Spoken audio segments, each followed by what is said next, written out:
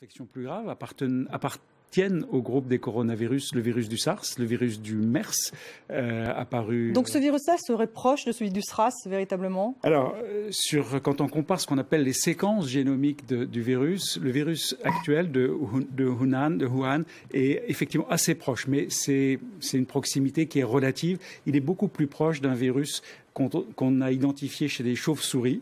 Et donc, ça permet de renforcer l'hypothèse qu'il s'agit d'un virus d'origine animale arrivé à l'homme, probablement effectivement sur ce fameux marché aux poissons, même si les poissons n'y sont pour rien. Les poissons, ils sont pour rien. Qui est pour quelque chose? Alors, un autre type d'animal? Oui, il s'agit on l'appelle marché aux poissons, mais il s'y vend et il y circule beaucoup d'autres animaux vivants ou morts.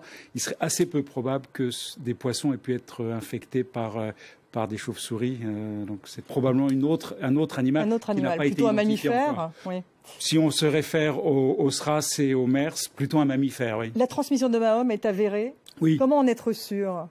Alors, d'abord, on a eu les premiers indices qui étaient l'apparition de ce qu'on appelle des agrégats familiaux. Il y a plusieurs cas groupés dans une même famille et tous les membres de cette famille n'avaient pas fréquenté ce fameux marché. Et puis surtout, plus récemment et de façon plus indiscutable, il y a le fait qu'il y a eu